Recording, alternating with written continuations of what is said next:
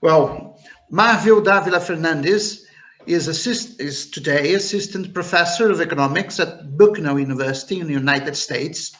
He had his PhD in economics from the University of Siena, Italy, under the supervision of professors Leonardo Punzo and Serena Sordi. Both are members of the Structuralist Development Macroeconomics Research Group.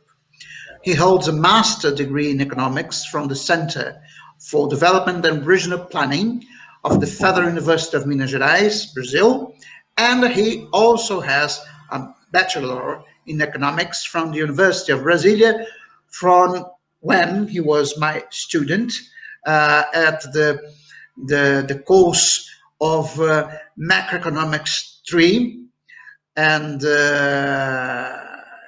now he was my co-author in many papers, and he is also a good friend of mine. So his research interests range from economic growth and technological institutional change to real financial market interactions and the economics of climate change. Building on alternative theories of growth and distribution, recent contributions include the development and calibration of small-scale dynamic agent-based models to investigate process of structural change and modern economy. Scholarly papers have appeared in journals such as Economic Modeling, Journal of Evolutionary Economics, Ecological Economics, Structural Change in Economic Dynamics, Economic Systems Research, among others. Well, just a final word about Marwil. I think that he one of the most brilliant researchers of his generation. So, and I have the pleasure to have him as my co-author in many papers. So, Marwil, the audience is yours. Thank you very much, Professor. I don't deserve your kind words. I have great. I lie. Don't worry, I lie. Thank you for lying and for registering YouTube live. I have great memories from our time in the University of Brasilia. As I mentioned in the beginning with Professor Ellery, the beginning and the end of my macro trajectory in the University of Brasilia, Macro 1 and Macro 3. I would like to share my slides and okay, share screen, not allowed. I have my Beamer conference, PhD, allowed. So can you see my slides? Not yet. And now, yes, now we can see your slides. You can put in full screen in order to present it better, I think. Definitely. So, okay, fantastic. Okay, that's perfect now. Okay, so thank you very much again, professors and colleagues, for having me today. The title of my presentation is Thirlwall's Law, Binding Constraint or Center of Gravity, a possible Kaleckian solution. And this paper was written in collaboration with my dear friend Serena Sordi from the University of Siena. So, Thirlwall's law is one of the most powerful empirical regularities among alternative theories of growth and distribution, or demand-led growth theories, right?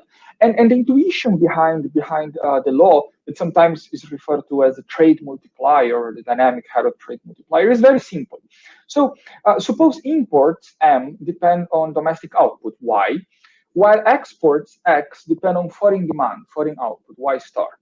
If countries trading in a foreign currency cannot sustain persistent and increasing current account imbalances, then at some point the rate of output must adjust to the rate of growth of exports.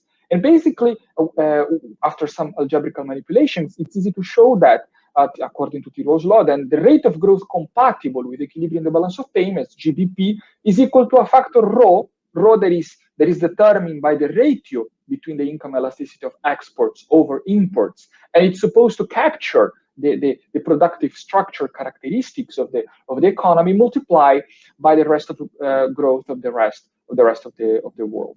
So notice that if rho is greater than 1, this means that this economy is going to be growing faster than the rest of the world, while if rho is less than 1, then the economy is falling behind. It's going to be growing less than the rest of the world. All debates over the past 40 years, because Thirlwall's law was proposed in 1979, over the past 40 years, all debates such as whether the adjustment of the balance of payments happens through prices, through income, or trade elasticities, or even if Thirlwall's law, the trade multiplier, is a tautology, they are giving space to a refreshed research agenda, a new research agenda that is incorporating or is using Thirlwall's law as a starting point for studying problems that go from ecological sustainability to a deeper assessment of technical change and innovation, some micro foundations using agent-based modeling, how institutional and structural change interact. So how to study using Thirlwall's law to investigate the interplay between institutional and structural change, and even gender issues. Even gender issues. Among these recent contributions, we identify some overlapping between two alternative interpretations. So a first one, there is a more traditional one, sees Thirlwall's law or sees the trade multiplier as a binding constraint. And you can see this in models that explicitly or implicitly separate between time frames. So somehow you have a certain model for the short term, then you have a model for, in the case of Ribeiro and co-authors, a model for the middle term, and then in the long term, you have Thirlwall's law. And the income elasticities, the ratio between the income elasticities might or might not be endogenous to a set of explanatory variables. But the point is that you have Thirlwall's law in the long term, and in the short term, a different model to explain the functioning of the economy. And you can also see this binding constraint approach in empirical studies that rely on co-integration or general GMM estimators. Because again, the principle of finding a co-integrating relationship is estimating in this case the trade equations, looking for a long-term relationship. So we are looking to the long run when this binding constraint operates.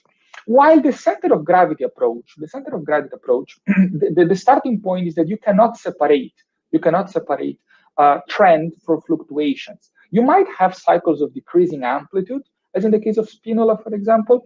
You might have periodic fluctuations, as in Niche. You might have aperiodic fluctuations.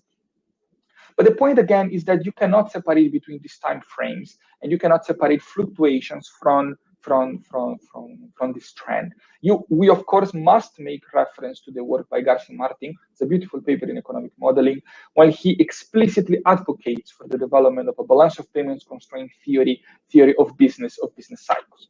So just to give perhaps a visual intuition of what I'm trying to say here on the left, the figure on the left, in the horizontal axis we normalize t between 0 and 1, just to keep things as simple as possible. And in the vertical axis, we have the rate of growth. The GBP is a rate of growth compatible with equilibrium in the balance of payments. So what the binding constraint approach, or what the binding constraint perspective of Thirlwall's law is telling you, is that in the short term, the economy might grow faster or slower than the Thirlwall's law. But then in the long term, you will have some sort of convergence to a stable attractor. So Thirlwall's law works somehow as a long-term stable attractor. While the center of gravity perspective can be understood as the economy never really there in the balance of payment and in the GBP. The economy is never there, but fluctuates around it. So GBP works as somehow as a center of gravity of the economy. At least you can see it as a center of gravity of the economy. What we're going to do in this paper, our argument is that actually maybe these two views might be rather complementary. There might be some complementarity between these two views, and the solution we propose, or the possible solution we propose, goes back to what we consider to be Kalecki's lifetime contribution to economics. Now, this is not a paper on the history of economic thought, but we understand that he made three crucial contributions to the field. The first is the originality of his principle of effective demand, such that growth is demand-led. Second is that it's not possible to separate between time frames, short-term and long-term, so that the growth cycle, and here I'm quoting his paper in 1968 in the Economic Journal, this growth cycle is the only key to the realistic analysis of the dynamics of a capitalist economy, the only key for a realistic analysis. And finally, point 3, Kalecki has highlighted the fundamental role of time lags in investment decisions. One should take into account the fact that when an investment decision is made, some time passes until this investment is actually executed, and that time lag plays an important role. So what we are going to develop in the next slides, in the next minutes, is a very simple Keynesian multiplier model that is compatible with Harrodian instability. So we will have a unique equilibrium solution that is unstable. We are going to impose a balance of payments ceiling to growth. So we are imposing Thirlwall's law as a binding constraint to growth. That's going to be our starting point. But what we are going to show, and I think this is perhaps the most interesting contribution of the paper, is that this external constraint works as an asymmetric center of gravity of the economy. We're going to show how this external constraint, this binding constraint, works as an asymmetric center of gravity, or might work as an asymmetric center of gravity of the economy. So let's go to the model. The expenditure identity, everybody knows it, is Economics 101. In an open economy, aggregate demand can be divided in 5 main components. Here we are abstracting from any considerations, any price considerations, so the real exchange rate is normalized and equal to 1. We have consumption, investment, government expenditures, and net exports, right? Exports minus imports. Now, what is important for us is to divide these components in 2 main groups. We have groups that are elements of aggregate demand, components of aggregate demand. They are induced, so here you have QI, and elements that are autonomous. Now, we don't care about which elements you believe are autonomous in aggregate demand. So if you have a more Kaldorian tradition, you would say that only exports are the only true autonomous component demand. But if you come from a more Raffian perhaps perspective, you will argue that part of consumption is autonomous.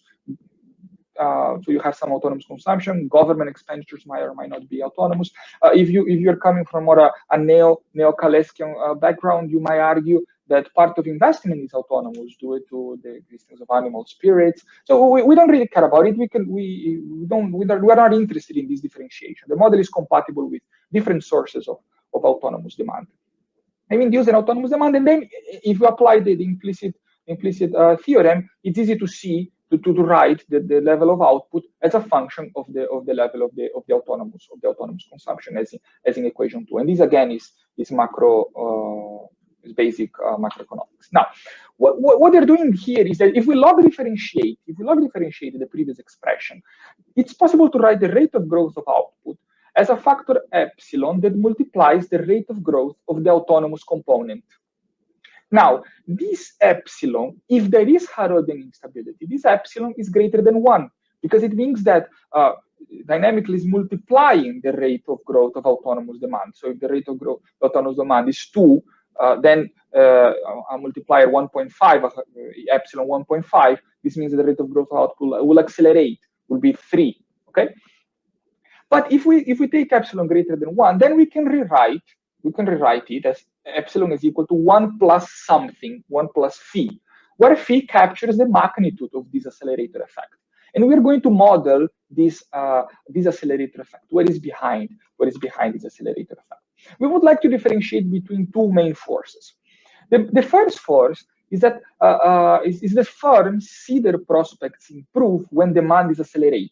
So when demand is accelerating, the economy is in good times, the economy is accelerating, then firms plan a new investment project. And we're going to call this A. This is element A.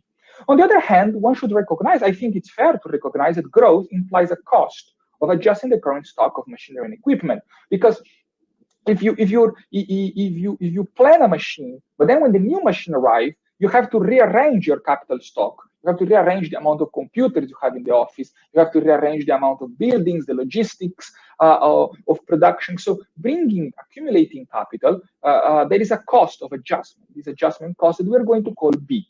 So phi is the difference between these 2 components, N and B, and we are going to model each one of them. So let's start with A. the component A. We said that when demand is accelerating, then you will have an increase in investment projects. And this is the first component in equation 6, this V G dot.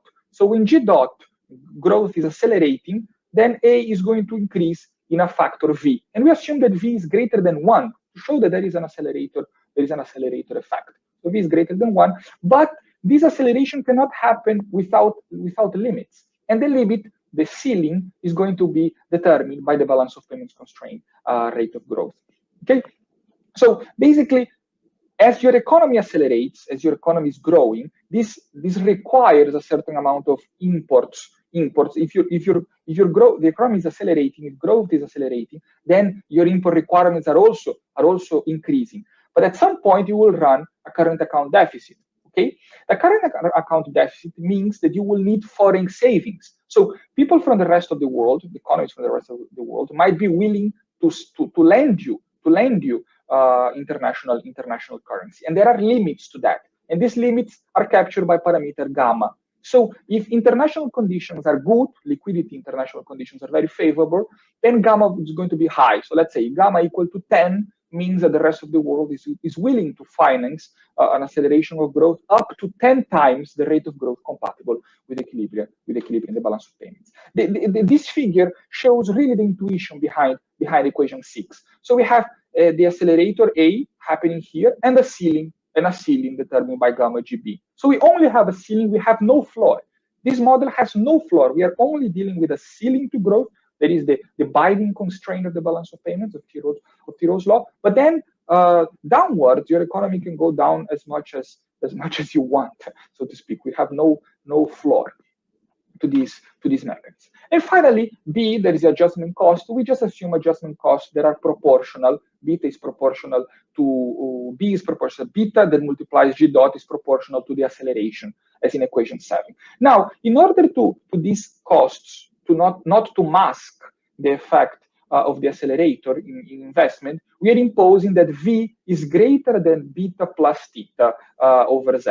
So the firms strongly respond to demand signals. And what is going to be crucial here, a differentiation between A and B, is that A, the accelerator, depends on decisions taken T minus theta, because you make a decision of investment, T minus theta, and then when the machinery, the computer, the new building finally arrives, then you have an adjustment cost that is paid in T.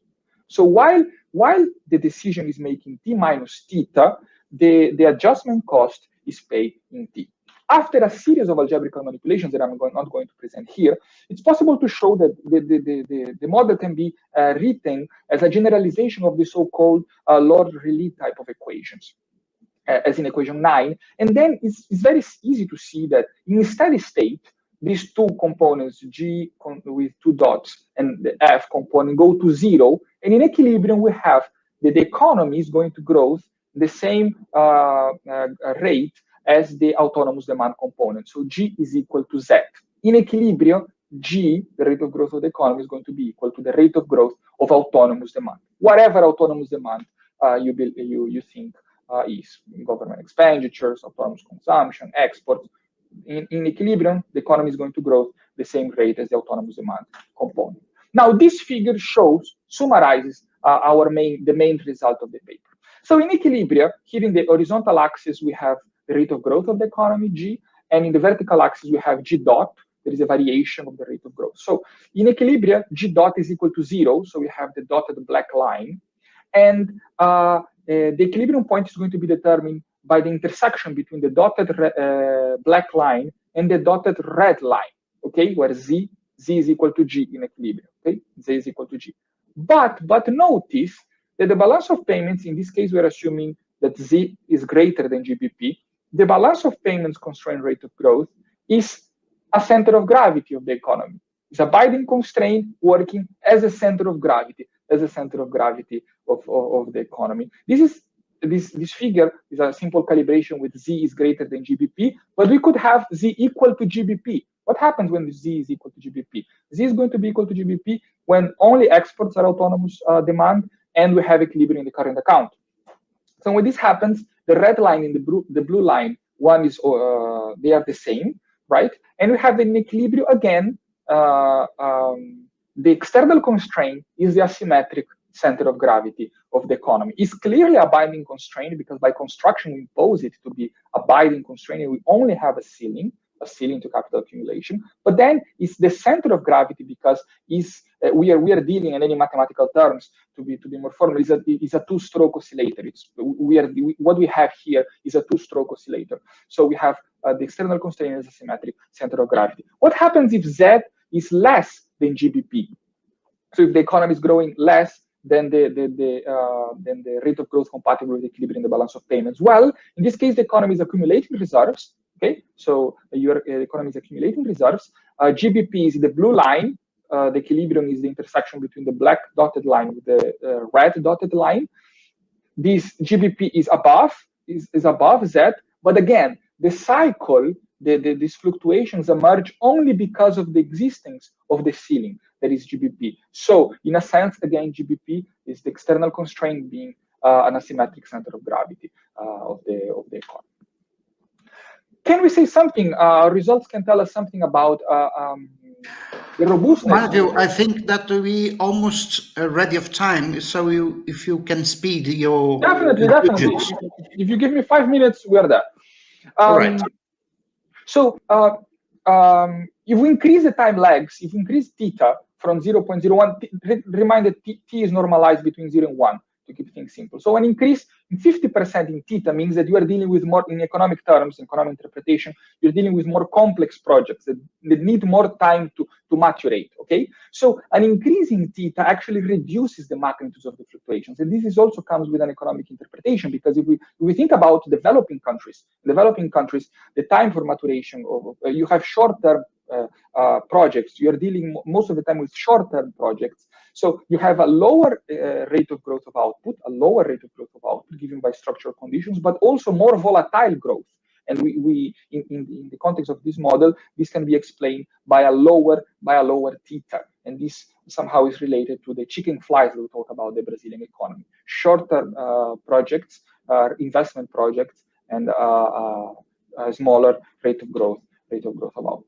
Now, it's not our purpose to model here the supply side of the economy, but just to give some intuition how this could be done in future research. If you assume a production technology, there is a Leontief that combines capital and labor. We have labor productivity, the total labor force, and the employment rate. From the dynamic Leontief efficiency conditions, we have that in equilibrium, if there is equilibrium in goods and labor's market, capital accumulation is going to be equal to the rate of growth of output, and the natural rate of growth is going to be equal to the rate of output. Now, if we assume a behavioral relationship for the labor productivity, very simple as in equation 12, that is basically capturing the Kalders-Verdun effect, so an increase in the rate of growth of output because of the presence of dynamic economies of scale and learning by doing, leading to higher labor productivity. And again, when the employment rate is high, this leads to shortage, the one hand shortage of labor that leads firms to increase their search for labor-saving production techniques. This also increases the bargain power of workers, has an impact on profitability, a negative impact on profitability. And again, firms invest in more labor-saving production techniques, as in the induced technical change argument. It's possible to show, and this is just numerically, if you want the details, you can go to the paper, that employment rates and labor productivity growth rates become procyclical, which again is a very intuitive result from a macroeconomic point of view. So the employment rate and the labor productivity growth rate have these anti-clockwise cycles. They are basically indicating they are procyclical. So here I come to the conclusions. We understand that all debates on Thirlwall's law are giving way to a new research agenda in the field and in the balance of payments constraint growth model in Thirlwall's law. And this ranges from ecological economics to gender issues, institutions, etc., and so on and so forth.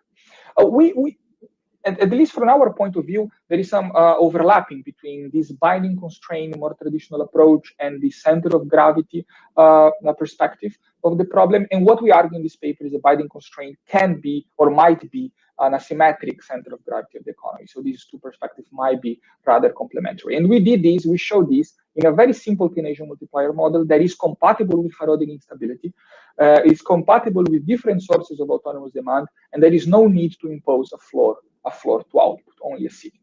So that's it. Thank you very much. Obrigado. Thank you. Grazie for your attention.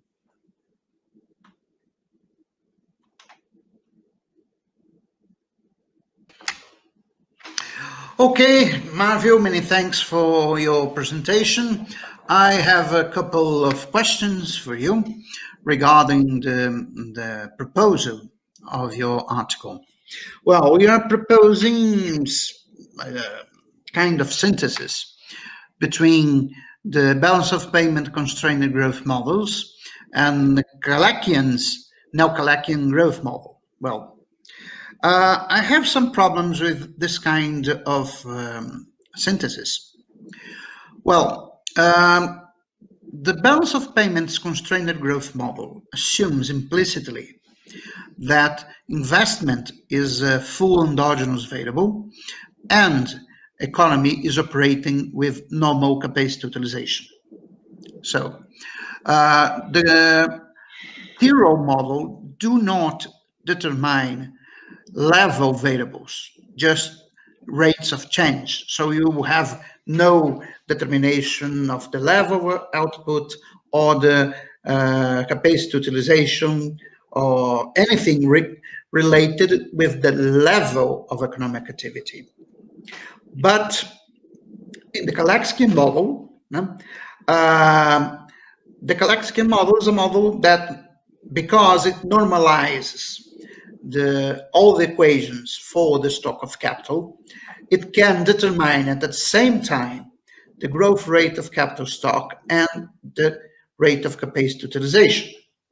Well, on the standard neo-Kaleckian model, not this new weird version of Marc Lavoie, where he makes use of the Zarafian supermultiplier, the component of autonomous demand is investment, which is a capacity generating component of autonomous demand.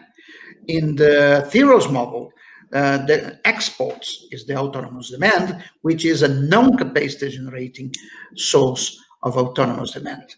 And this creates a tension between both models, because if in the Thirlwall's model there is an automatic tendency for the actual level of capacity utilization to its normal or long-run level, in the Kaleckian model it simply do not happen. In the Kaleckian model, in the general case, the actual level of capacity utilization is different from the normal level of capacity utilization. So I think that your presentation do not convince me that it's possible to make a synthesis between the Thirlwall's model and the neo-Kaleckian model. For myself, I prefer in the last years, as you know, to work with Kaldorian models instead of neo-Kaleckian models. So I think that it's not put models together and try to see what happens. I think that they are methodologically incompatible. And well, that's my consideration. I want to hear your answer. Okay, so thank you very much. I will ask the guys if it's possible to share my slides again. So I wouldn't say this paper is about a synthesis with the neo-Kaleckian model, though we do believe that it's important to bring Kalecki to the picture. So Kalecki and the neo-Kaleckians are two different, I would say they're two very, very different things. So I wouldn't say the model is a synthesis with the neo-Kaleckians in particular. What we try to bring to attention is what we consider are three main contributions of Kalecki: is the principle of aggregate demand, the time lags in investment, and the fact that you cannot separate time frames, the short term from the long term. The long term is only a sequence of short terms. So this is what we bring from Kalecki, not the neo-Kaleckian. Not from neo-Kaleckian. Okay. Not from neo-Kaleckian. So this is the first thing. The second thing is that can you see my slides? No, right? No. I think that we do not have time, so we have to be brief. Okay. The other thing is just that the model is compatible with the source of autonomous demand that you want. So if you believe that only exports are autonomous, then it's fine. The model is compatible with that. If you believe that government consumption is also autonomous, the model is compatible with that too. So the model doesn't, our results don't depend on specifying, oh, this component of this is the true autonomous component of aggregate demand. They are compatible with, and this is a different question. This is something that perhaps we can discuss, if exports are not, if autonomous, if government is autonomous or not. But our results do not depend on that, and that's why we say the model is compatible with different sources of autonomous demand. Then we don't model capacity utilization. This is really something for a different paper because it's not what we want to show here. But we briefly show how this model can be coped to determine the rate of employment. So the same mechanism that is chosen to determine the rate of employment can be used to determine to incorporate the level of capacity utilization. And I'm perfectly fine with having convergence to the normal capacity utilization. This is something that we don't do in the paper, but I think it's relatively easy to do that.